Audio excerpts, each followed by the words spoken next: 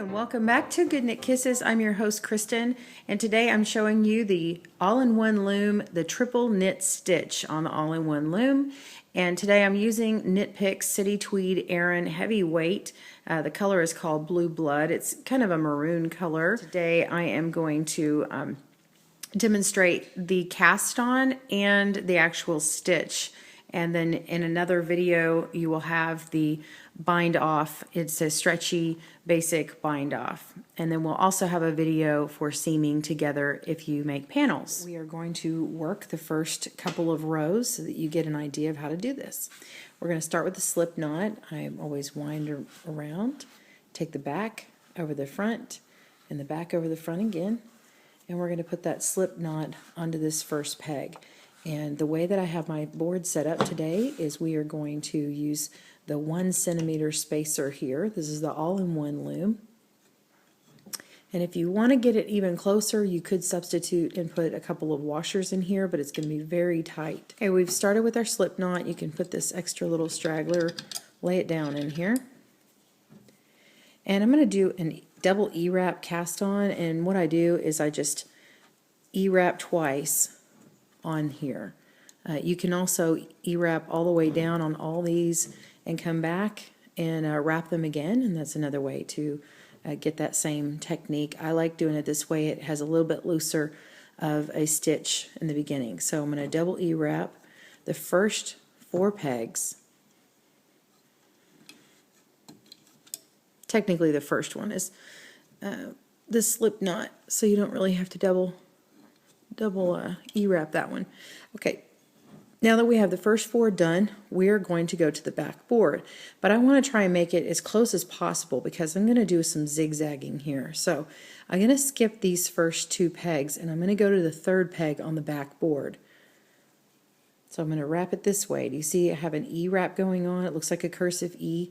I'm going in between the 3rd and the 4th peg, wrapping around and coming around that way. Now I'm going to do it one more time and do my double E-wrap. Now when I come across like right here, it makes it look really loose.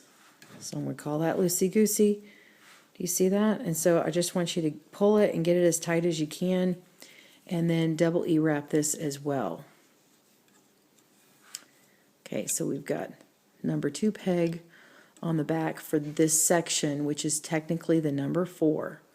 Because if we went too far over, this part right here, the ladder yarn, would be exceptionally long and it wouldn't look right.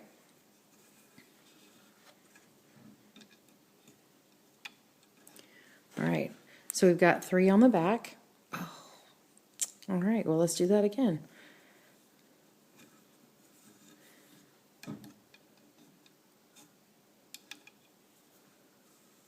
Alright. Got 3 on the back, and now we're going to jump up to the front. We're not going to skip any pegs.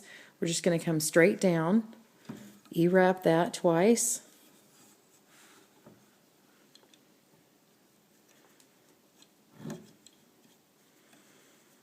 and make sure it's taut on there. E-wrap this peg twice.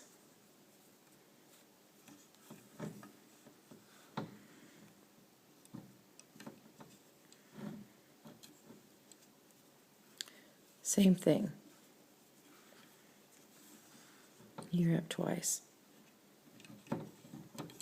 Okay, when we go to the back board, we're just going to now continue in the same pattern. Okay, so we're going to go back. It looks like we're just shifting back 1 and wrapping around. So there will be no spaces between this section of 3 and this next section of 3 that we're going to do. And again, that first one is going to look like that. It won't continue this way. Once you get this cast on edge, it'll knit as normal. It just looks a little strange the first time, but you will see that the way this casts on and the way we're going to bind off in another video, that you will really like how stretchy it is. And this panel is going to be not double the width of the board, but it's going to be wider than the width of the board. And I'm just using this worsted weight yarn. You could use something a little heavier or a little thinner if you like. I'd always do a test swatch if you're going to try a different type of yarn, don't ask me about every single yarn there is, because I've not tried every single yarn there is. I would love to, though. You're welcome to send me some, and I'll test it. Oh, all right. Enough chatting. I think you guys have got a handle on this. So we're just continuing along. And then when you stop, what I want you to do is continue however many wide you want. For, like, let's say you're going to do a scarf. You probably could do about half the width of the board, but wherever you stop, I want you to cast on the last set of 3. Instead of it a set of 3, you're going to do a set of 4, because every other time that's going to be a slip knot. I'm sorry, every other time that'll be a slip stitch. Okay, so let's say this was going to complete, excuse me. Now you can see my pattern here. Let's say this was going to complete our width here. This would be a not very wide scarf, but since I have 4 here, 3, 3, 3, 3, 3, if I want to finish back here, I would go ahead and wrap this last peg and cast that on, and then that would be completed. Or I could come up here and do another set of 4, and it actually makes a nice complete panel, and I'll show you a close-up of that. So continue in this fashion, and I will show you what it looks like, what I mean by the 4, when we meet back up. Pause your video and continue. Thank you. Okay, I am at the end, and as you can see, I have reached the other side of the all-in-one loom, and I was on the last 4 pegs of the backboard when I ended. That means that I have 2 pegs on the front that are empty. So just like in the beginning, I have 2 empty pegs on the backboard on the other side. So if you want to double check your work, if you're off a little bit, what you need to do is go back through here, and it's very easy to see, especially on this first cast on edge. We go down here and you're just going to see this alternating pattern of 3 and 3 going back and forth. Okay, so if you see that, you are good. And now what we're going to do is slip the first peg. All you're doing is just skipping it. Okay, so don't do anything to the first peg of every row. So you're going to work to the left and back to the right, and to the left and back to the right. Every other row, the first peg will be over on this side, and the first peg will be on the other side. And every time you start, you do not do the first one. So I know the newer people will appreciate me going a little slower right there. So, and this stitch, by the way, looks really good on, it works as a heavy shawl or a blanket. You could do a scarf as well. So go ahead and E-wrap all of your pegs except for any of the skipped ones, these blank ones, and you want to wrap them in order. So I've got 1, 2, 3, come down in between these 2 here, and E-wrap, whoops, be careful not to lose that. And you can also, when I do it, I'm actually holding it perpendicular to my body up and down, and I'll stick a finger back here, and then I'll go in between these pegs here, and I'll see between these 2 here, and I'll go to the front side and then to the back, and then I E-wrap here, and then I E-wrap again, E-wrap again. So I've done these 3, and now I come to the back, and then I just instinctively start putting my thumb here so that they don't jump off. 1, 2, 3, come down here, put your finger here, 1, 2, 3, alternate, 1, 2, 3.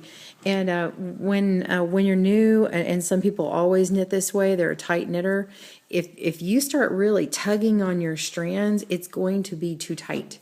So you just want to go loose. I mean, you want to make sure that it stays on there, but you don't need to tug on it. So as you're going, especially the first time, just stop every once in a while, hold that yarn back, and make sure that you're following your pattern. And so where you see these ladders coming across here, go in between and make sure this side is empty between these 2 pegs. See how I can't get my tool between here, but I can between here.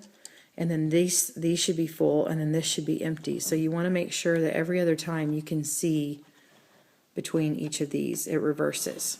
So going to continue wrapping all the way to the other end, and then we'll knit over, and that will complete one row. Go ahead and pause your video and come back. Okay, I've reached the end on row 1, and I've got this tied around here. I want to take my last stitch and pull it up and over, and then it locks in. I can let go. And so these are all locked in. So you're just going to go down the row and lift the bottom loop over the top.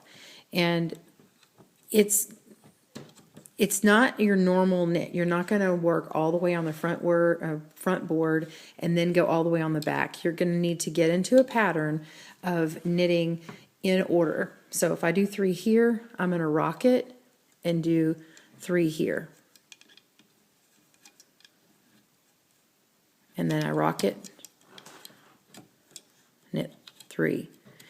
If I don't do that, what happens is the next stitch will loosen up on here. If I do these 4, this next stitch here isn't going to be loose yet until I complete this one. So you need to go in order of how the yarn is casted on. Your knit will be more consistent. So you're going to finish this row and just keep doing all the rows the same way. An alternate to the pattern is to count your rows and say you want to do 10 rows, and then you want to alternate the pattern. You could shift it over, but that's going to be a little bit more complicated, and you'd have to shift it in 3s. And quite honestly, I haven't done that, but you can do that on the double knit version. Some people call it a honeycomb. So you'll take the box stitch, which is going from 2 to 2 to 2 to 2 instead of 3, and then they totally shift that over. But you'd have to play with it a little bit more on this one. So let me show you a sample of what I have already knit in a panel. I'll move this aside. And here is a panel that I've made. Has a nice, this is actually the cast on edge. It's got a nice stretchy cast on. You can see that I've got the triple ribs. These are twisted knit stitches. They're not the regular knit. And then you get the look of pearls on the back, which is actually twisted on the back. So the reverse happens. So you get this double knit look, but it's not the heaviest weight.